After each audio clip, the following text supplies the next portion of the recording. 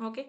अब हम पढ़ेंगे कि ऑर्गेनाइजेशन बिहेवियर के मॉडल्स क्या क्या होते हैं, किस किस तरीके के मॉडल्स वो फॉलो करते हैं। पहला होता है ऑटोक्रेटिक। ऑटोक्रेटिक में क्या होता है, ऑटोक्रेटिक के नाम के अंदर ये है कि पावर किसी एक के पास होगी। एम्प्लॉय रोल जो होंगे, एम्प्लॉय हमेशा अपने बॉस के ऊपर अपने हर रूल अपने हर ऑर्डर के लिए डिपेंडेंट होंगे। आउटकम ये होगा कि लोग खुश नहीं होंगे अपने काम में, परफॉर्मेंस कम होगी, उनको हमेशा डर रहेगा। ठीक। कस्टोडियन मॉडल होता है, कस्टोडियन मॉडल होता है जिसमें इकोनॉमिक रिसोर्सेज और बेनिफिट्स बेसिस होते हैं, और इसमें फोकस होता है जॉब सिक्योरिटी के ऊपर। एम्प्लॉयज जो हैं वो कॉपरेट करते हैं पैसिवली, क्योंकि उनकी नीड्स पूरी हो रही हैं इसलिए वो वहाँ पे काम कर रहे हैं, बट ऐसा नहीं है कि वो बहुत ज़्यादा उन्हें वहाँ पे वैल्यू करा जा रहा है। ठीक। फॉर एग्जांपल, वो कंपनीज जो सैलरी ज़्यादा देती हैं पर वहाँ पे इनोवेशन का आपको कोई चांस नहीं मिलता, मतलब वो पैसे ज़्यादा देंगे आपको पर वो आपके आइडियाज़ में इंटरेस्टेड नहीं है। जैसे कि एमएनसीज होते हैं, अगर आप एक एमएनसी में एक छोटे रोल पे काम कर रहे हो तो ऑब्वियसली आपके पास वो पावर नहीं होगी, वो अथॉरिटी नहीं होगी कि आप आइडिया मेकिंग में पार्ट लें, आप आइडियाज को पिच करें। आप वहाँ पे सिर्फ अच्छे पैसे मिल रहे हैं, आपको बेनिफिट्स मिल रहे हैं सैलरी के अलावा एडिशनल, इसलिए वहाँ पे काम कर रहे हैं। सो that is a type of custodian model. फिर आता है सपोर्टिव मॉडल। सपोर्टिव मॉडल में आपको लीडरशिप मिलती है, आपको लीडरशिप प्रोवाइड की जाती है, आपको सपोर्ट प्रोवाइड की जाती है, आपको एनकरेज करा जाता है कि आप वहाँ पे काम करो, अपने आइडियाज़ दो, जिसकी वजह से एम्प्लॉयज़ को वैल्यूड फील होता है और उनकी परफॉर्मेंस भी बेटर होती है। फॉर एग्जांपल, स्टार्टअप्स या नई आईटी कंपनीज। फिर आता है कॉलेजियल मॉडल। इसमें पार्टनरशिप और टीम वर्क के हिसाब से काम होता है।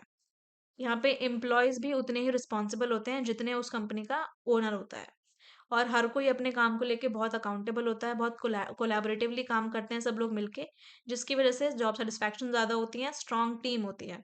जैसे कि रिसर्च ऑर्गेनाइजेशंस होती हैं, जहाँ पे रिसर्च ऑर्गेनाइजेशन जो होते हैं ना, पता होता है कि हमें मिलके काम करना है।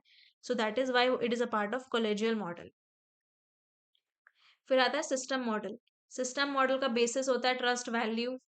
उसका फ़ोकस होता है लॉन्ग टर्म कमिटमेंट पे। बहुत सारी कंपनी जैसे कि गूगल, टाटा, रिलायंस, ये सब अपने कल्चर को बहुत एम्फसाइज़ करती हैं, अपने एथिक्स को बहुत एम्फसाइज़ करती हैं, और ये बताती है कि हमारे यहाँ के एम्प्लॉइज़ बहुत खुश हैं, उनको ये बेनिफिट्स मिलते हैं, ये सब मिलते हैं, ताकि वो उस ऑर्गेनाइज़ेशन के नाम पे बहुत ज़्यादा ट्रस्ट बिल्ड कर पाएँ, वैल्यू बिल्ड कर पाएँ, ताकि लोग आएँ, अपने काम करें और वहाँ पे लॉन्ग टर्म कमिटमेंट भी वो इमेजिन कर सकें, वहाँ पे बहुत लंबे टाइम तक वो लोग रहें।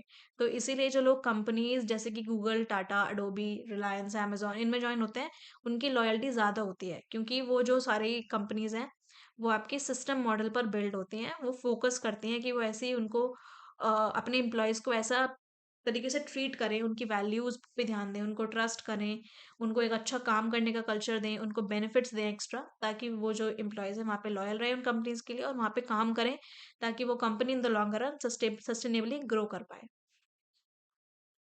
फिर आता है emerging aspects of organisational behaviour. तो जो आजकल की ऑर्गेनाइजेशंस हैं, क्योंकि ग्लोबलाइजेशन बढ़ रहा है, नई नई कंपनीज इंडिया में आ रही है, नई कंपनीज बाहर जा रही हैं, तो अलग अलग लोगों के अलग अलग तरह के लोग, अलग अलग कल्चर्स के लोग एक साथ आके काम कर रहे हैं, जिसको बोलते हैं वर्कफोर्स डाइवर्सिटी। मतलब जो वहाँ की वर्कफोर्स है वो डाइवर्स बैकग्राउंड से आती है, और टेक्नोलॉजी बढ़ रही है, तो हर ऑर्गेनाइजेशन के सामने कुछ चेंजेस आते हैं। तो बहुत इम्पोर्टेंट होता है कि आप कल्चरल डाइवर्सिटी को भी समझ पाएँ और उसको क्या कहते हैं, मैनेज भी कर पाएँ परसेप्शन को। तो अब हम पढ़ेंगे कि 2 एस्पेक्ट क्या हैं वो। पहला एस्पेक्ट होता है कल्चरल डाइवर्सिटी, क्योंकि वर्कफोर्स डाइवर्सिटी है, ग्लोबलाइज़ेशन है, टेक्नोलॉजिकली एडवांसमेंट है, तो अलग-अलग कल्चर के लोग अलग-अलग जगह पे जाके काम करते हैं, जिसकी वजह से जो एम्प्लॉइज़ हैं उनके बीच में कल्चर, लैंग्वेज, रिलिजन इन सब के डिफरेंसेस होते हैं। अब इन सब के जो डिफरेंसेस होते हैं उनको आपको मैनेज करना है, जिसकी वजह से आप वहाँ की क्रिएटिविटी को इंक्रीज कर पाओगे, आप वहाँ पे इनोवेशन को इंक्रीज कर पाओगे। अलग अलग जगह के लोग होंगे, अलग अलग लैंग्वेज के लोग होंगे, अलग अलग वैल्यू सिस्टम के लोग होंगे, तो वो नए नए आइडियाज देंगे। सेकंड, उसकी मदद से, कल्चरल डाइवर्सिटी की मदद से आप ग्लोबल कॉम्पिटिटिवनेस को भी बढ़ा सकते हो। आप अलग अलग मार्केट्स में अपनी कंपनीज को खोल सकते हो जहाँ पे आप इफेक्टिवली काम कर पाओगे, क्योंकि आपकी वर्कफोर्स डाइवर्स है। थर्ड, सेंसिटिविटी और इंक्लूजन की तरफ आपको बहुत ही ज़्यादा रिस्पेक्टफुल रहना होगा। आपको कोई भी ऐसा रिमार्क्स नहीं करने अपनी टीम मेंबर्स के लिए जो डिस्क्रिमिनेटरी हो, जो डिसरिगार्डिंग हो। तो आपको सेंसिटिव होना पड़ेगा इंक्लूजन की तरफ से, क्योंकि वर्कफोर्स डाइवर्स है। तो आपको ऐसा नहीं है कि आपको किसी को नीचा फील कराना है या ऊंचा फील कराना है। So you should be sensitive towards inclusion. For example एक मल्टीनेशनल कंपनी जैसे कि इन्फोसिस या गूगल, वो अलग अलग जगह से लोगों को एम्प्लॉय करते हैं। उनका डाइवर्स आइडियाज जो होते हैं वो हेल्प करते हैं उन कंपनीज को अपनी प्रॉब्लम्स को सॉल्व करने में क्रिएटिवली, और अलग अलग देशों के क्लाइंट्स को सर्व करने में। सो इसीलिए ये कंपनीज इतना ज़्यादा फ्लरिश कर पाती हैं, इतना लॉन्ग टर्म में सस्टेन कर पाती हैं, क्योंकि वो कल्चरल डाइवर्सिटी को अंडरस्टैंड करती हैं। अब इस डाइवर्सिटी को आप मैनेज कैसे कर सकते हो, क्योंकि आपको पता है कि डिफरेंसेस हैं, पर उस डिफरेंसेस को मैनेज आप कैसे करोगे?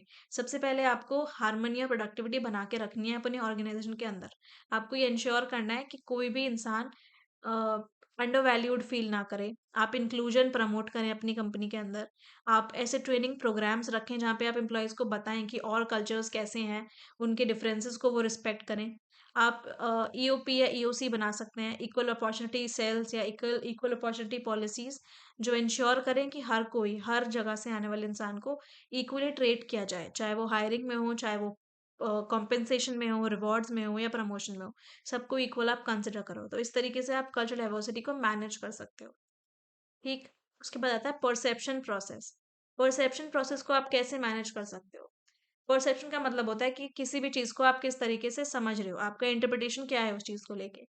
ये एक ऐसा प्रोसेस होता है जिसमें इंडिविजुअल्स ये अंडरस्टैंड करते हैं कि जो भी उनको एनवायरनमेंट मिला है काम करने के लिए, वो उसको कैसे अंडरस्टैंड कर रहे हैं, उसको कैसे सेलेक्ट कर रहे हैं, कैसे ऑर्गेनाइज कर रहे हैं। तो इसमें कुछ स्टेप्स होते हैं। पहला होता है सेलेक्टिव अटेंशन। सेलेक्टिव अटेंशन में वो फोकस करते हैं कुछ इन्फॉर्मेशन पे, जैसे कि कुछ मेजर एस्पेक्ट्स पे। एक एम्प्लॉय जब कोई कंपनी चूज करता है तो वो कुछ सर्टेन फैक्टर्स पर फोकस करता है, जैसे कि वहाँ पे आपको सैलरी कितनी मिल रही है, वहाँ पे आपका जो ऑफिस की लोकेशन है वो क्या है। तो ये सब जो होती है इसे बोलते हैं सेलेक्टिव अटेंशन। आप कुछ चीज़ों के ऊपर फोकस्ड हो, बाकी चीज़ों को आप इस टाइम के लिए इग्नोर कर रहे हो।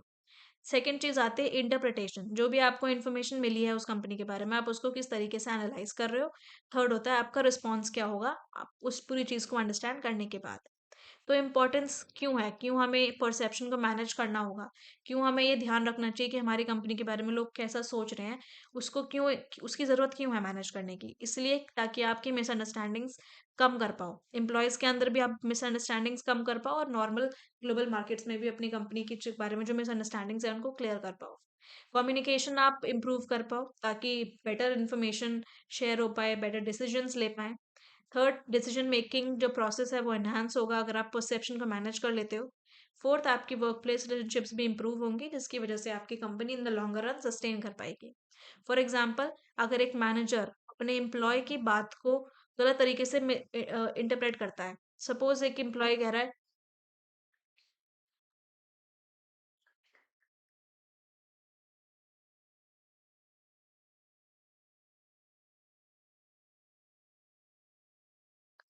सपोज एक एम्प्लॉय कह रहा है कि उसको अभी वो अवेलेबल नहीं है किसी काम के लिए, एंड आप उसको इस तरीके से इंटरप्रेट कर रहे हैं मैनेजर कि वो लेजी है, उसको काम नहीं करना है। तो इसकी वजह से जो उनकी रिलेशनशिप्स हैं उस वर्क प्लेस में, जो भी उस मैनेजर और उस एम्प्लॉय की रिलेशनशिप है वो ऑब्वियसली हार्म होगी और इफेक्ट होगी। जिसकी वजह से बहुत इंपॉर्टेंट है कि जो मैनेजर्स हैं उनको परसेप्शन की अंडरस्टैंडिंग हो, वो ये जाने कि उस परसेप्शन को कैसे मैनेज करना है, किस चीज़ पे कैसे रिस्पॉन्ड करना है, ताकि वो अपनी कंपनी को in the longer run sustain करा पाए। सो यस, ये हमारा यूनिट 1 है। यूनिट 1 हमने कवर कर लिया है। इसको मैं 2 पार्ट्स में पोस्ट करने वाली हूँ, पार्ट 1, पार्ट 2। आप देख सकते हो, अगर आपने पार्ट 1 नहीं देखा तो आप पार्ट 1 चेक कर सकते हो, पार्ट 2 नहीं देखा तो आप पार्ट 2 चेक कर सकते हो। एंड इसके नोट्स आपको डिस्क्रिप्शन में मिल जाएँगे, टेलीग्राम पे जाके आप डाउनलोड कर सकते हो। कोई भी आपको इश्यू हो तो आप कमेंट कर सकते हो। उसके अलावा इन केस अगर आपको वीडियो मिल रहा है तो आप सब्सक्राइब कर सकते हो, शेयर कर सकते हो। Thank you so much and have a good day.